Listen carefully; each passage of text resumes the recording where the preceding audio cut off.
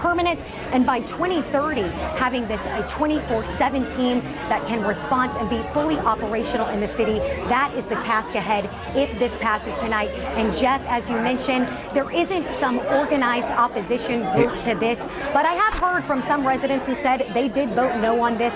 They are concerned that despite what Doug laid out for us there, that maybe down the road that this could raise taxes. They're also just concerned that this would add another layer of bureaucracy when it comes to public safety here in Columbus. But you mentioned the Fraternal Order of Police supporting this, council members supporting this, the ACLU of Ohio and other stakeholders part of this Safety Collective campaign supporting this.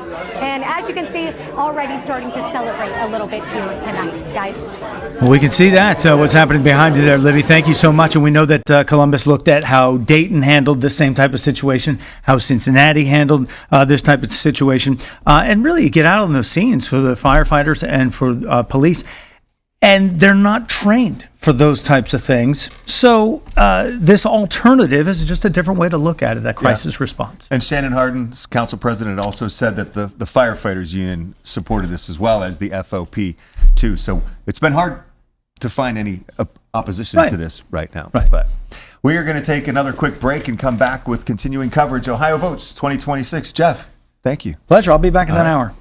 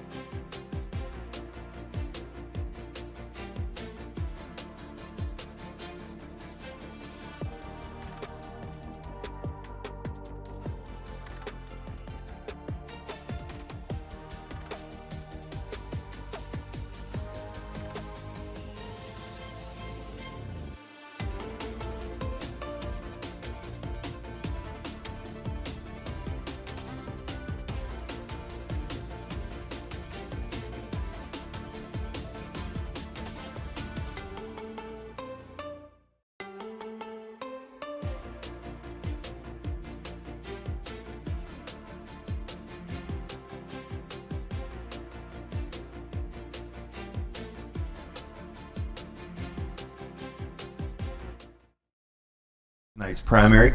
Not a big surprise in that case, running against Casey Putsch right now. But just 20 minutes into it, David, and we've got a race called.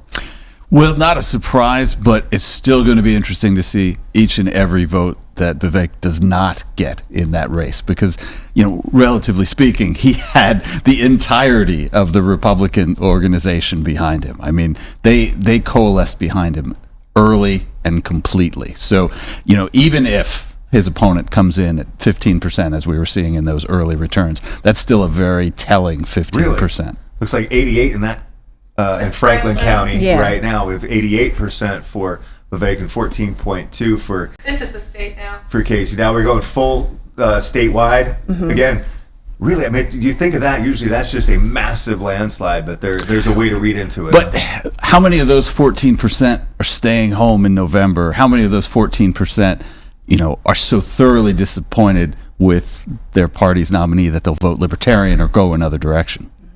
So you're saying that could be a marker of enthusiasm? I think it could be a marker for enthusiasm and how worried they were and how much money they spent in this early stage to make sure that this number didn't embarrass them. But I still think it's a concern that many folks voted for a much lower profile candidate. I mean, you're talking about Ramaswamy having all the resources every endorsement, all the infrastructure of the party behind him. And Dr. Mack, with Casey Putsch, drawing in, 11%, 15%, what kind of message do you think he was trying to send?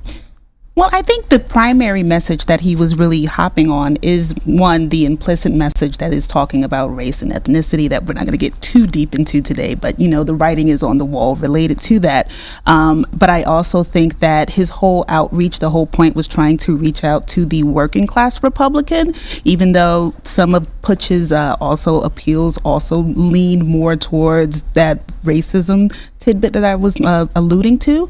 And however, I do think for Ramaswamy, that 15% that we might be leaning towards with this statewide support for Putsch would be indicative of individuals choosing to stay home. Like, I remember driving in and listening to talk radio and hearing individuals say that if Putsch did not win, they had absolutely zero intentions of not voting this fall. So that would be actually a great boon for Acton, but that means the GOP would be in trouble. Interesting.